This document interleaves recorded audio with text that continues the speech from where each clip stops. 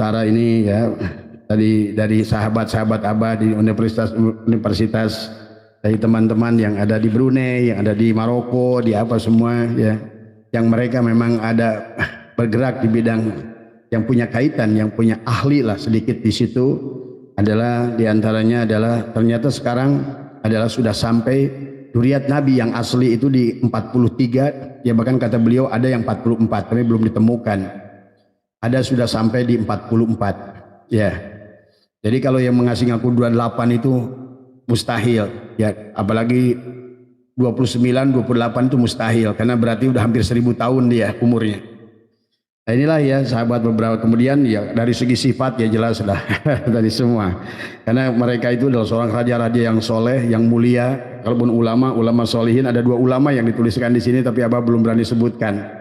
Kenapa? Karena kalau udah bicara ulama, kita harus menemukan fakta kebenaran yang realistik ya. Saudara sekalian, ada fakta baru yang ditemukan oleh Abah Setu, di mana beliau mengantongi beberapa nama yang diindikasikan sebagai cucu Nabi Muhammad SAW yang asli, saudara sekalian. Ya, meskipun ada data yang belum lengkap ya, ada yang sampai 90% dan ada yang ternyata masih di bawah standarnya. Nah, namun ada kepastian di mana diindikasikan bahwasanya 90% lebih ini ditujukan kepada salah satu seorang raja Hasanul Bolkiah. Dan ada satu lagi di Indonesia ya saudara sekalian yang sudah 90% sudah pasti cucu Nabi Muhammad SAW. Oke, selengkapnya mari kita sama-sama simak video berikut. Silakan. Abah mungkin sebagai laporan pembukaan, karena Abah sekarang link dengan beberapa negara ya, adalah menelusuri tentang duriat baginda Nabi Muhammad SAW, adalah melihat dari berbagai informasi yang ada dari abad kedua, abad ketiga, abad keempat, 5, 6, 7 ya, bahkan sampai hari ini ya.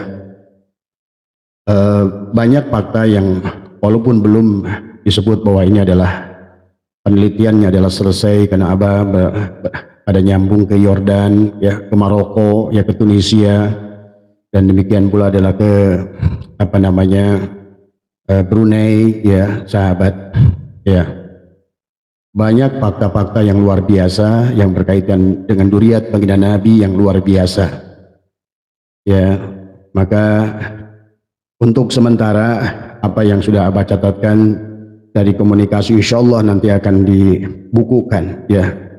Tapi sekarang kalau untuk dibukukan adalah membutuhkan pengujian, adalah pengujian yang mungkin insya Allah nanti barangkali Abah akan libatkan adalah perguruan tinggi tertentu ya, yang memiliki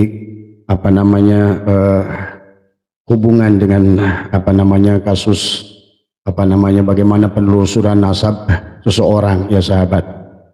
Cuma Abah dalam waktu sebulan ini sebetulnya sudah mulai komunikasi dengan Brunei ya, yang mana kita telah melihat bahwa di antara adalah salah seorang daripada duriat baginda Nabi Muhammad SAW ya, cuma sayangnya mereka memang tidak pernah mengaku ya. Nah inilah barangkali adalah sebelum dibukukan, Abah juga sedang mencoba adalah untuk masuk kepada istana daripada Brunei ya. Cuma kan ini tidak mudah ya sahabat. Cuma untuk masukan sementara sih udah boleh boleh untuk sebatas informasi, tapi belum disebut hasil penelitian ya, bahwa ternyata Sunan Hasanah Bolkiah itu adalah duriat Nabi ya sahabat. Beliau adalah, kalau dalam silsilah yang saya ramu dapat ya, adalah silsilah yang ke-43 ya. Demikian pula adalah yang saya dapatkan juga dari kerajaan Jordania ya, bahwa Raja Jordan itu juga termasuk adalah duriat Nabi ya. Wallahu alam, tapi ini adalah hasil penelitian awal yang mungkin harus kita buktikan ya. Tapi yang jelas silsilah duriat baginda Nabi dari abad ketiga, abad keempat, abad kelima, keenam, ketujuh adalah 8, bahkan sampai hari ini yang ke-42. Rata-rata kalau kita lihat dari berbagai negara itu 42, 41 atau 43. Abah belum menemukan yang ada yang silsilah yang ke-44 ya. Tapi berdasarkan dari perhitungan kurun ya, dari mulai baginda Nabi wafat, ya sahabat, sangat masuk akal, ya, karena setiap kurun ya bisa dihitung ya dari umur-umur mereka dan dari dari orang-orang yang duduk di dalam silsilah itu, nasabnya ya. Nah ini tapi Abah baru selintas saja sudah bisa membaca, sudah bisa melihat ternyata duriat baginda Nabi adalah orang-orang mulia, adalah banyak raja-raja, ya, sultan-sultan, ya, kalaupun ulama adalah ulama solehin yang masyhur, ya, tapi ini masih membutuhkan adalah pematangan daripada data ini, karena di penghujungnya yang lebih kesulitannya adalah bagaimana masuk kepada mereka dari yang merupakan sumber karena pada dasarnya ternyata hampir semua duriat Nabi itu nggak ada yang ngaku, ya, termasuk di kita adalah merupakan, kalau saya lihat adalah raja-raja Jawa, diantaranya adalah Hamengkubuwono, ya, maka seluruhnya Kesultanan Yogyakarta itu sebetulnya duriat Nabi, ya sahabat, kalau lihat dari apa yang saya dapat dari silsilah ini, ya.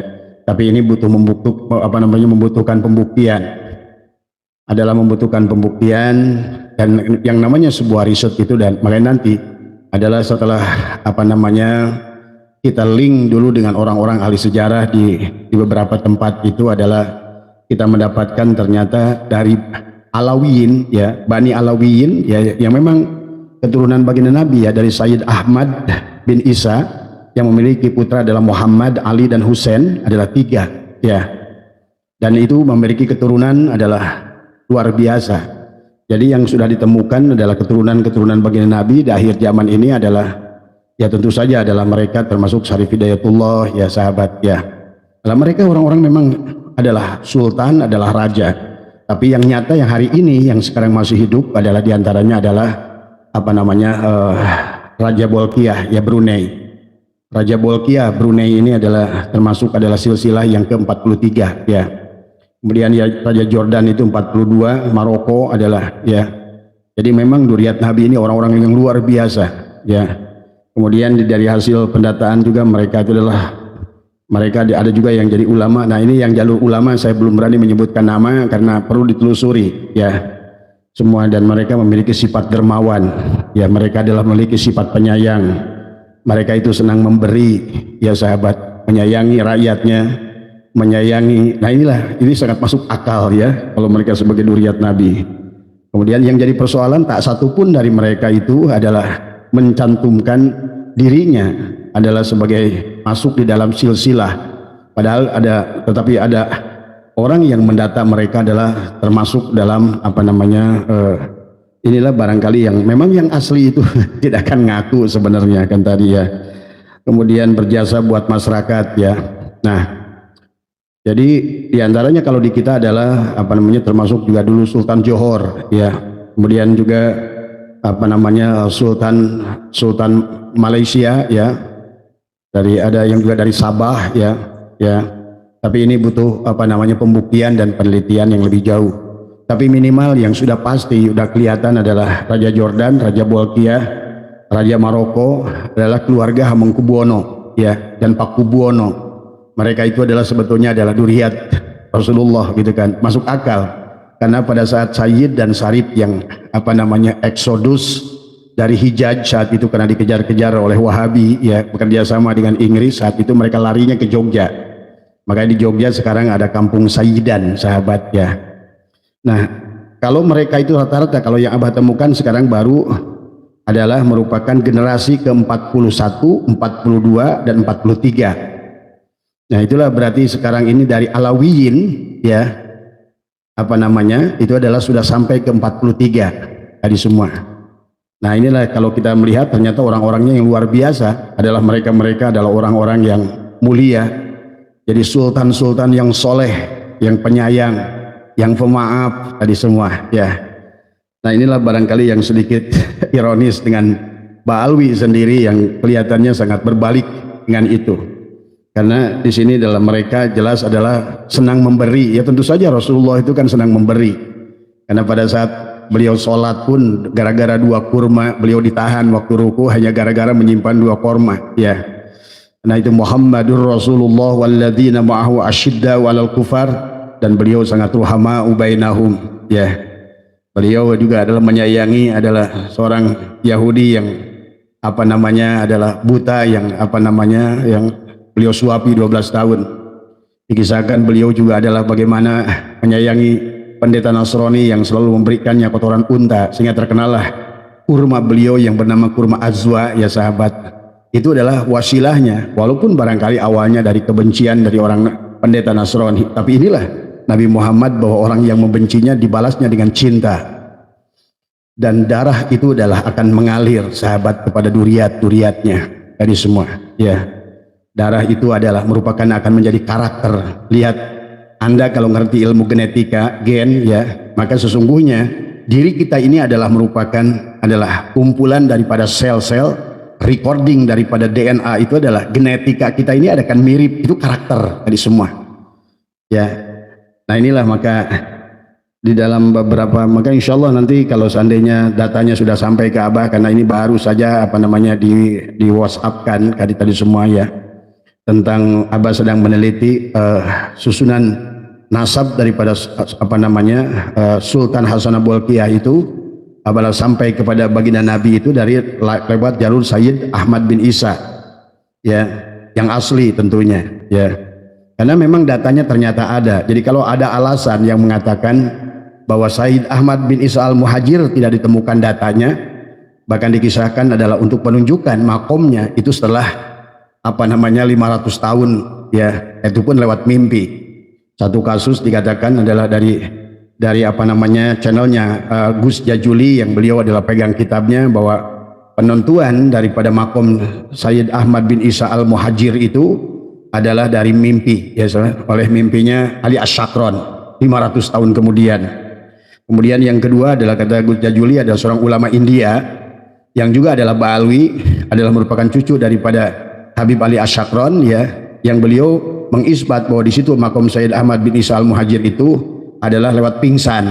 Nah inilah sebuah dan tetapi inilah, biar itulah urusan mereka mengaku begitu.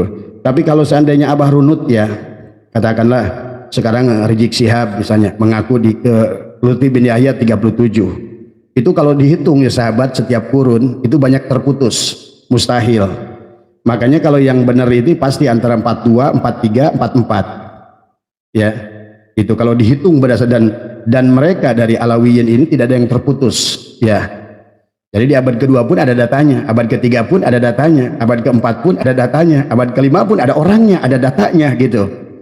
Tapi kan kalau yang dari Sayyid Ahmad bin Isa al-Muhajir itu, cari data Sayyid Ahmad Isa al-Muhajir hijrah nggak ketemu, kemudian dicarikan data Paki Muqaddam nggak ketemu, dicarikan Ubaidillah nggak ketemu, ya. Jadi memang disinilah kelihatan. Kemudian kalau pada saat kita menyambungkan, apalagi kalau dihitung berdasarkan kurun waktu, Bahar bin Smith yang ngaku dia 28 itu berarti harusnya hari ini usia dia tuh 700 tahun dari semua. Nah inilah, ya, yang keanehan-keanehan diantaranya adalah secara susunan, secara adalah apa namanya runutan tingkatan aja sudah mustahil dari semua. Satu itu dari mustahil. Lutfi bin Yahya aja 37 udah mustahil. Karena kalau berdasarkan hitung runutan sekarang 43, 44, itu harusnya usia Lutfi bin Yahya itu sekarang udah 400 tahun harusnya, gitu kan tadi semua. Nah inilah sahabat yang ya kita, ya nggak apa-apa, kita nanti insya Allah barangkali kalau seandainya datanya sudah lengkap, ya, kemudian Abah mendapatkan, nah di penghujungnya Abah akan datang apa namanya berkeliling kepada, mohon izin kepada yang bersangkutan, adalah karena untuk mendeklarasikan, menyampaikan silsilah seseorang itu kita harus minta izin kepada orangnya. Cuma dari pendataan mereka, ya, sahabat-sahabat Abah yang di Brunei yang ahli dalam bidang penyusunan nasab, ya, itu menyatakan Sunan Bolkiah itu adalah ke-42, adalah merupakan turunan baginda Nabi yang ke-40. Pantas, ya, soleh, dari soleh, baik, kaya, raja, gitu kan tadi semua. Raja Jordan juga begitu, ya soleh, ya ganteng, ya baik, tadi semua. Nah, kemudian secara yang pentingnya tadi, secara silsilah itu adalah masuk akal, gitu, ya. Kalau misalnya dihitung runut setiap generasi itu adalah sekian tahun, maka tidak ada yang apa namanya kosong, gitu, ya. Maka aneh kalau seandainya memang, jadi kalau bisa disimpulkan, ya, kalau berdasarkan dari data ini sebentar yang sudah Abah pegang ini, kalau bisa disimpulkan sementara, kenapa Sayyid Ahmad bin Isa al-Muhajir itu nggak ketemu datanya? Kenapa Faqih Muqaddam itu nggak ketemu datanya, Ubaidillah itu nggak ketemu datanya? Memang tokoh itu tidak ada. Kalau kita lihat di sini, dan mereka juga kalau ada bukan duriat Rasul gitu kan tadi. Kalaupun ada bukan duriat Rasul, ya pahami. Sementara yang dari jalur Alawiyin yang benar-benar dari Sayyid Ahmad bin Isa, karena dikisahkan dari makomnya sekarang jelas masih ada di tidak hijrah beliau, ya masih ada di Irak ya. Ya, kalau dulu kan semuanya Hijaz itu semuanya, tadi semua. Sekarang masih ada di tempat yang sama dengan makam yang luar biasa dan keluarganya juga masih ada ahli-ahlinya di sana. Jadi itulah makanya Abah kenapa berani menentang siapapun yang berani membuktikan ada bukti filologi, apalagi arkeologi atau barangkali genetika ya tadi semua. Jadi memang kalau kita lihat dari struktur Ba'alwi ini ya, kalau kita udah sejarah udah dibahas kan. Nah sekarang dari segi genetikanya gitu, dari segi bagaimana mereka itu tiba-tiba menjadi duriat, semuanya bertolak belakang. Jadi antaranya adalah masalah mereka katanya banyak yang paling tinggi sekarang ngaku 36 ya. Kalau 36 itu berarti 36, 37, 38, 39, 40, 41, 42 adalah 7 kurun. Kalau satu kurun 25 tahun misalnya. Makanya kata Abah berarti orang-orang yang sekarang ini, apalagi Bahar bin Smith yang mengaku 28 tadi semua. Kalau 28 itu berarti umur Bahar bin Smith hari ini 800 tahun kalau berdasarkan silsilah itu ya sahabat. Jadi kalau ada orang-orang mengatakan bahwa memang tidak ada pendataan, kenapa dari Alawiyin ini ada datanya? Kenapa setiap zaman itu ada datanya? Ya, bahkan Abah akan cross check dengan data kitab eksternal. Biasanya para Yahudi itu paling pasti adalah namanya raja-raja itu pasti mereka punya silsilahnya itu. Karena Yahudi itu adalah sangat teliti dalam mendata sahabat ya, dalam mendata yang berkaitannya dengan apapun yang berkaitan dengan baginda Nabi Muhammad SAW, karena mereka punya kepentingan, terutama Zionis ya, bukan Yahudi ya. Nah inilah ya sahabat dari beberapa ya yang sementara ini ya dari sahabat-sahabat Abah di universitas dari teman-teman yang ada di Brunei, yang ada di Maroko, di apa semua ya, yang mereka memang ada bergerak di bidang yang punya kaitan, yang punya ahli lah sedikit di situ, adalah diantaranya adalah ternyata sekarang adalah sudah sampai duriat Nabi yang asli itu di 43 ya, bahkan kata beliau ada yang 44 tapi belum ditemukan, ada sudah sampai di 44 ya. Jadi kalau yang mengasih ngaku 28 itu mustahil ya, apalagi 29, 28 itu mustahil karena berarti udah hampir 1000 tahun dia umurnya. Nah inilah ya sahabat beberapa, kemudian ya dari segi sifat ya jelas lah dari semua, karena mereka itu adalah seorang raja-raja yang soleh, yang mulia. Kalaupun ulama solihin, ada 2 ulama yang dituliskan di sini tapi Abah belum berani sebutkan.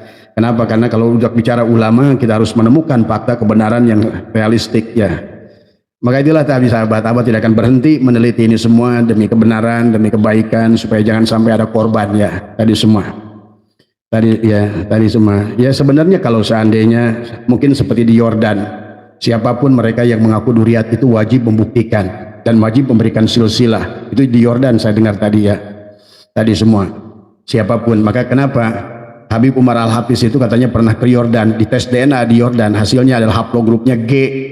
Nah itulah makanya Yordan akhirnya nolak gitu kan tadi, bahwa sesungguhnya mereka yang siapapun ya mengkaitkan dirinya kepada duriat Nabi di Yordan dan di Maroko itu adalah mereka harus memberikan bukti autentik ya sahabat tadi semua. Makanya kemarin waktu Abah coba datang juga ke Dubai, Abah berusaha coba menemui adalah majelis ulamanya Dubai saat itu juga, tentang ada bertanya kepada mereka tentang kedudukan Ahlul Bait di situ.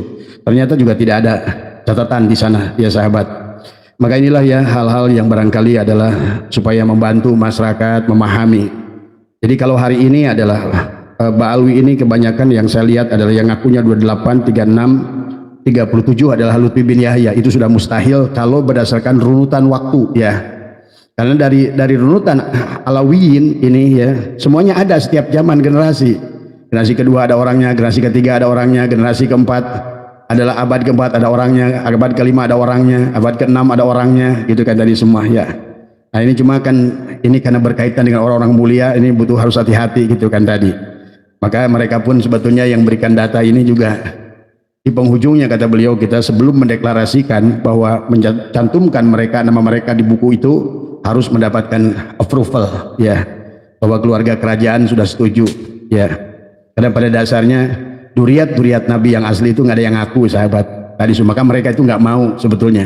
Ya sama saja di kita, barangkali keluarga Hamengkubuwono itu tidak mengerti hari ini bahwa mereka itu adalah sesungguhnya adalah, maka pantas adalah bagaimana Hamengkubuwono ke-10, 9, ke-8, ke-7, Hamengkubuwono kedua adalah orang-orang yang pertama menampung Sayyid dan Syarif yang ada di tanah dari Hijaz, ya.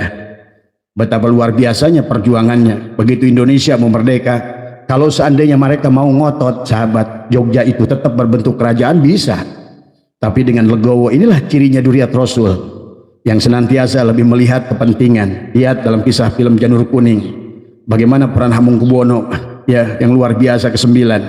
Apalagi Hamengkubuwono ke-6, ke-5, ke-2, itulah yang bahkan memimpin perang pada melawan Belanda, sahabat, bersama dengan cucunya Pangeran Diponegoro dari saat itu. Tapi kemudian terjadilah perang Diponegoro 1825, 1830. Belanda sebetulnya terteter, kalah jauh di situ. Kalah, ya sahabat, tadi semua. Maka disitulah dia kesulitan. Setelah perang itu, kemudian para Sayyid dan Syarif yang eksodus dari Hijaz ini, yang tadinya bergabung dengan Hamengkubuwono kedua dan juga termasuk Pangeran Diponegoro, kemudian karena dijebak, ya maaf ya juga saya sebutkan, oleh seorang Ba'alwi juga, ya, adalah seorang Habib di situ, adalah yang ingin mengadakan pertemuan antara siapa, Hamengkubuwono dengan Belanda. Tahu-taunya ditangkap, ya sahabat. Itulah awal Hamengkubuwono Pangeran Diponegoro ditangkap tahun 1886 tadi semua. Sejak itulah Sayyid dan Syarif itu yang tadinya adalah berada di Yogyakarta di bawah lindungan berada Kesultanan Yogyakarta, mereka menyebar ke Nusantara, ke Jawa Barat, ada yang ke beberapa daerah. Nah inilah yang awal sebetulnya Belanda mendatangkan Ba'alwi, karena pada dasarnya saat itu Belanda kebingungan, sementara dia ingin bercokol di sini. Sementara begitu perang Diponegoro itu mereka habis-habisan, ya, dan tidak ada lagi masyarakat yang percaya. Nah, bersamaan dengan itu Sayyid dan Syarif setelah selesai perang itu melihat Pangeran Diponegoro ditangkap, mereka menyebar ke masyarakat. Maka sekarang beredarlah di Jawa ini, ada yang bergelar Raden Roro, ada Tubagus dan lain sebagainya. Itu sebetulnya kalau kita runut sebetulnya adalah Sayyid dan Syarif yang mereka tadi sudah bersembunyi di masyarakat, dan mereka sengaja menikah dengan masyarakat melebur untuk menghindari kejaran daripada Belanda saat itu. Nah inilah awal kesulitan Belanda untuk mengontrol Indonesia. Maka disitulah mulailah dari buku Hub de Jong diceritakan bagaimana Senokorgronya mendatangkan adalah pertama 700 orang yang dari Yaman, dari Hadramaut, sahabat itu. Jadi yang disebut Sayyid itu di situ adalah 600 orang saja. Tetapi bersama dengan itu ada 20.000 yang dibawa adalah mereka masyarakat masakin yang sebetulnya nggak ada hubungannya. Yang nanti di sini inilah maka kita harus pelajari semua, ya. Tetapi yang 700 orang yang mengaku adalah sebagai Sayyid itu juga adalah mengaku sebagai keturunan Sayyid Ahmad bin Isa Al-Muhajir. Tapi kalau kita melihat Sayyid Ahmad Al-Muhajirnya tidak ada faktanya, ya. Berarti mereka pun yang mengaku Sayyid dari Yaman saat itu pun palsu sebenarnya, 700 orang itu. Tapi begitu sampai di Nusantara ini kan mereka bernegosiasi sama Belanda. Lihat dari beberapa buku sejarah bagaimana mereka maksa Belanda untuk menempatkan mereka sebagai adalah golongan kelas 1, menjadikan mereka adalah Sayyid Habib atau Sayyid sebagai duriat Nabi. Nah inilah yang akhirnya pada saat di awal kemerdekaan, nah disinilah kemudian Senokorgronya pun menulis dalam buku yang ditulis oleh Panderplas betapa pusingnya Senokorgronya berhadapan dengan orang-orang Yaman ini. Udah dikasih kesempatan padahal mereka adalah eksodus dari Yaman dalam keadaan miskin, negaranya begitu miskin, kata Hub de Jong, kata Panderplas, ya. Mereka adalah orang-orang yang karena tadi tujuan Belanda adalah sama, karena tidak ada lagi ulama-ulama Nusantara sejak perang Diponegoro itu yang mau bergabung dengan Belanda. Sementara Belanda masih punya kepentingan kepada Sayyid dan Syarif yang asli yang sudah bersembunyi. Maka disitulah sebetulnya dari awal dicarilah orang yang memiliki kemiripan. Nah inilah banyak ulama kita tertipu saat itu, sahabat. Maka jangan aneh kalau Abah hari ini tokoh-tokoh kita masih menganggap oh mereka itu dulu ulama. Iya tadi semua.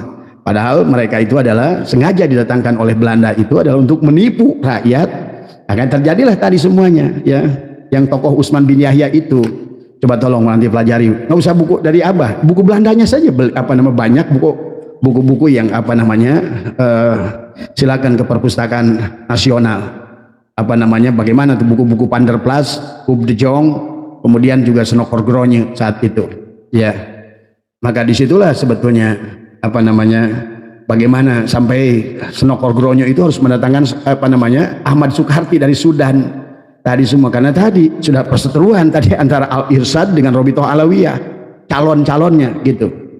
Sementara Al-Irsyad Ahmad Sukarti memang murni, beliau adalah merupakan apa namanya ahli sunnah wal jamaah dengan paham fikihnya adalah mazhabnya Syafi'iyah. Maka beliau tidak setuju itu dengan kafaah itu. Terjadilah perdebatan antara Utsman bin Yahya dengan Sayyid Ahmad dengan Ahmad Sukarti itu. Dan itulah akhirnya Ahmad Sukarti membuat Al-Irsyad, kemudian dari grupnya dari apa namanya Utsman bin Yahya membentuk Robitoh Alawiyah. Nah, ini pahami oleh kalian. Nah, yang membentuk Robitoh Alawiyah itu Belanda. Maka kalau kalian tanya untuk orang Robitoh Alawiyah, pasti yang penerbitan pertamanya itu yang tangannya orang Belanda itu. Itu adalah ormas Belanda. Tadi makanya dibikin 1928 untuk menyanyi apa? Pertama Muhammadiyah udah berdiri lebih awal. Kemudian NU 1926.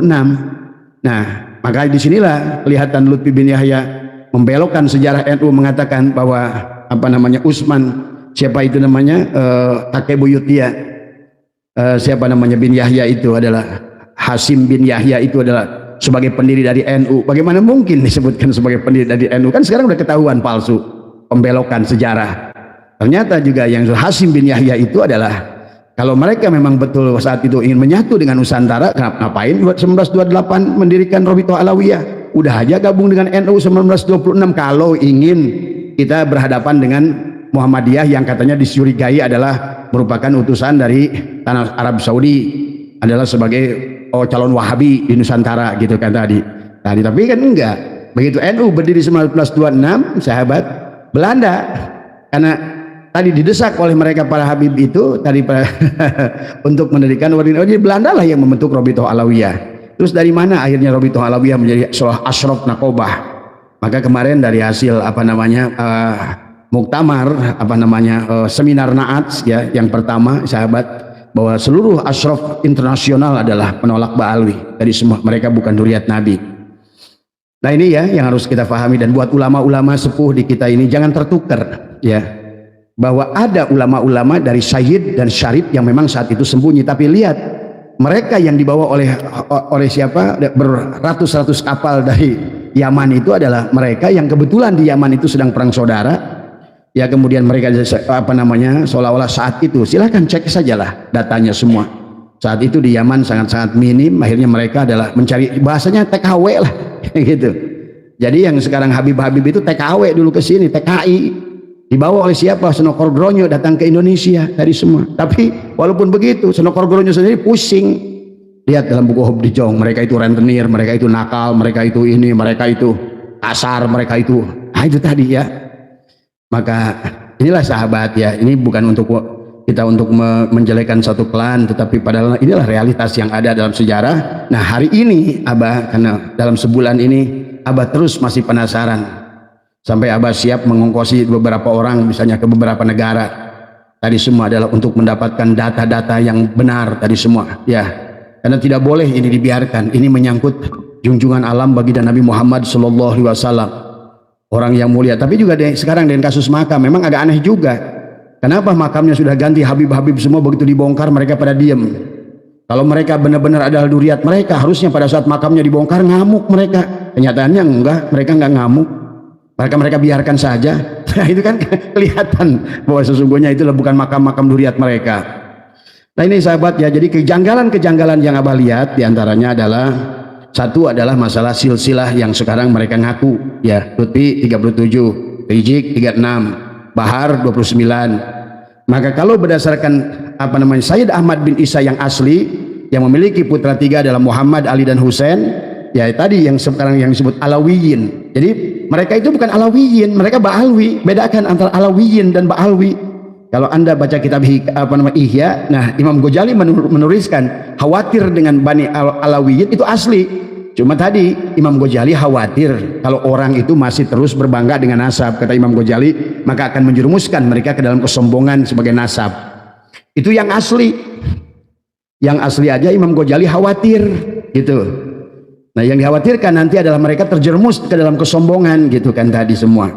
Nah sementara Ba'alwi ini kan berasal dari seolah-olah terjadi adalah namanya padahal Abah pernah menjelaskan tentang pada saat Sayyid Ahmad bin Isa yang asli berpindah dari Basra dari Irak itu, dari Baghdad ya, bersama Banu Ahdal dan Banu Kudaimah itu adalah mereka betul-betul saksi hidup bahwa saya yang menguruskan jenazahnya, bahwa saya yang memakamkannya, bahwa saya yang menyolatkannya. Sebelum mereka pun setelah memakamkan Sayyid Ahmad bin Isa di makamnya yang sekarang itu yang masyhur itu terkenal, barulah karena dulu Hijaz itu adalah semuanya Hijaz dari semuanya.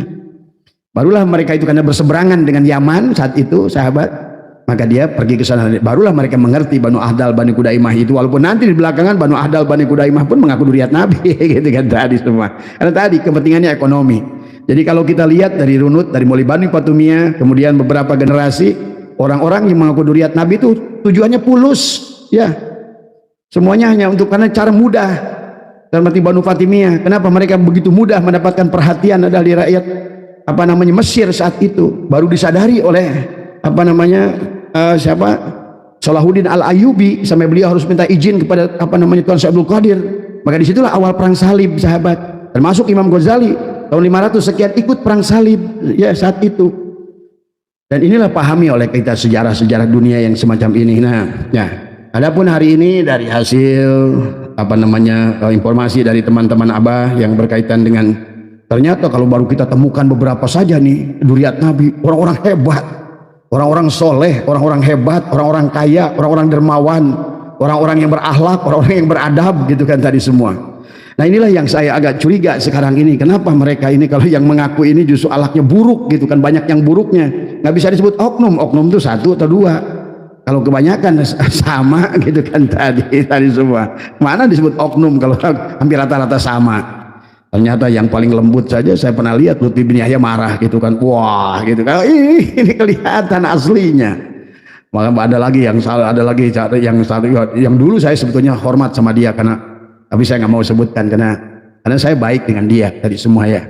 Tapi begitu dia sekarang urusan nasab ngamuknya luar biasa. Oh kalau tahuan lu palsunya lu gitu kan tadi semua. Jadi ya sahabat, intinya sederhana lah. Kalau kecap itu selalu mengaku nomor satu, pasti bukan nomor satu dia. Dan selalu kalau iklan itu merasa yang paling benar, itulah paling salah tadi semua ya.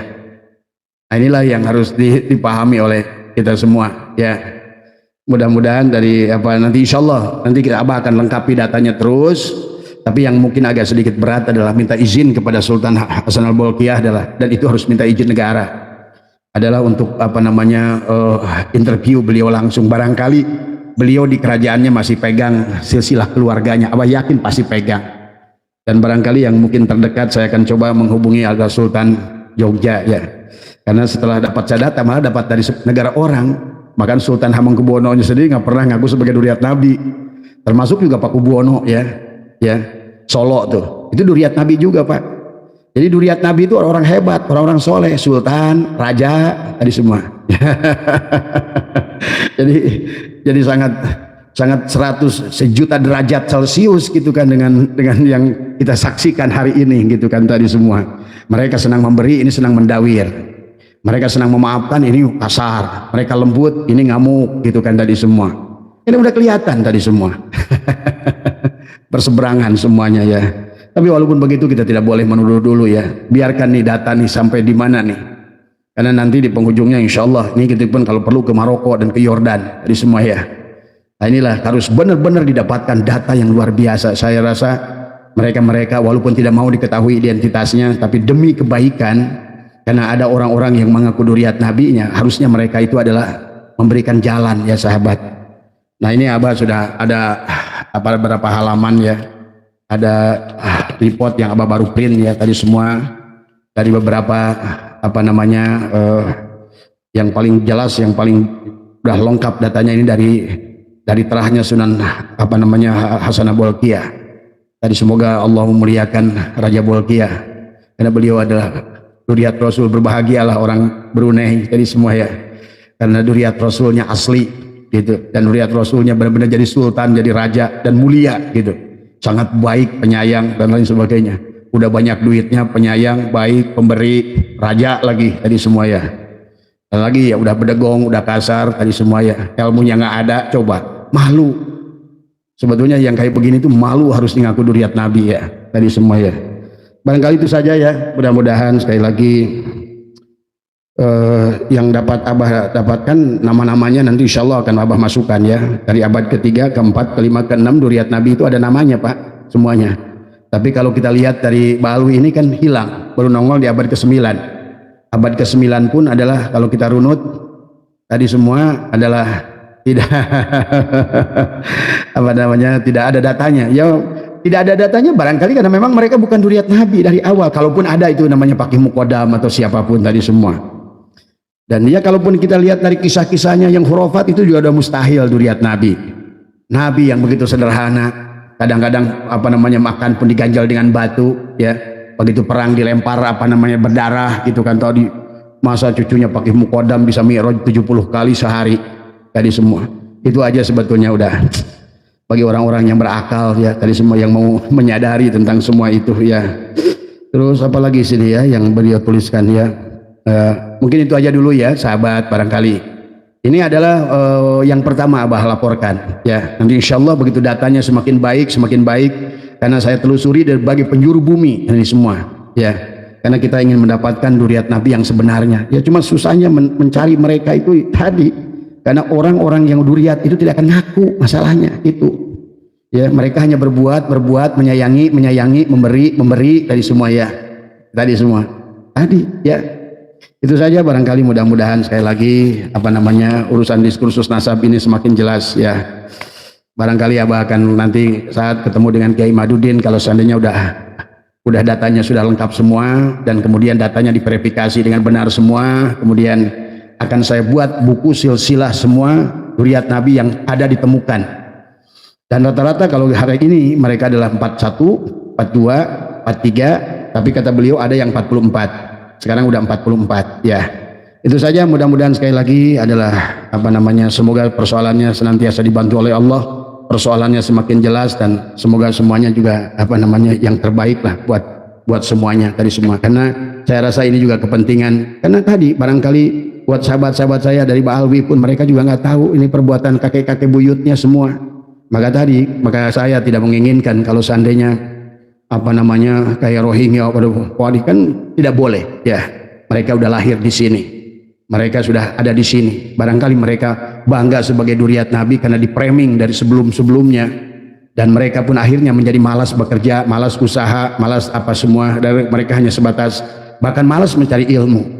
Karena itulah kesalahan dari Ba'alwi diantaranya juga adalah kelihatan mereka hanya membesarkan nasab tapi tidak membesarkan ilmu. Akibatnya pada saat zaman yang semacam ini maka segala kebodohannya nampaklah semuanya tadi semua ya. Jadi itu saja barangkali ya sahabat. Jadi kita harus memahami keadaannya, karena sahabat-sahabat kita mau Pak Habib Rizik atau siapapun yang ada di zaman ini adalah pasti mereka kan hanya orang-orang baru. Mereka pun adalah tidak mengerti silsilahnya itu benar dan enggak, saya yakin itu. Dan maka kita harus maklum untuk itu. Dan makanya tadi kata saya, yang terbaik adalah bagaimana ada pemerintah menyatukan ini semua. Udah Ba'alwi stop mengaku sebagai duriat Nabi, kemudian hiduplah berdampingan sebagai umat Nusantara dan kita saling memaafkan. Kemudian juga mungkin barangkali Ba'alwi pun akan merubah prinsipnya yang selama ini cukup menjual nasab. Nanti adalah marilah sama-sama berlomba berdakwah dengan ilmu tadi semua. Doronglah anak-anaknya dalam belajar ilmu tadi semua. Tapi kalau kalian terus melawan, Abah yakin satu saat nanti akan chaos tadi semua ya. Nah inilah yang tidak boleh terjadi buat negeri tercintaku ini semua. Karena walaupun bagaimana siapapun seorang, jangankan kepada Ba'alwi, orang apa namanya orang tuanya adalah PKI, nah dan ternyata kebetulan PKI-nya juga Ba'alwi juga gitu kan tadi semua. Kita harus maafkan tadi semua ya. Itu saja barangkali sehat semua. Marilah kita untuk menyatukan tadi semua, bukan untuk memecahkan, apalagi untuk perang, untuk saling merusak, karena yang rusak negara kita sendiri. Akhirnya kita yang menjadikan tidak bahagia, akhirnya kitalah yang tidak damai di negara kita sendiri ya. Barangkali ini saja sahabat dari Abah ya. Nanti insya Allah kalau seandainya datanya semakin komplit, paling nanti adalah akan ditulis ya. Setelah itu kemudian akan dibentuk dalam sebuah tesis. Kemudian kita akan meminta bahwa dari setiap yang sudah ditemukan duriat yang asli, yang memiliki silsilah yang begitu jelas ya.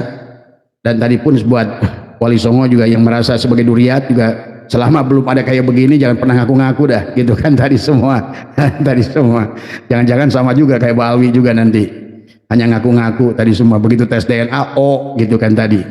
Nah ini ya tadi semua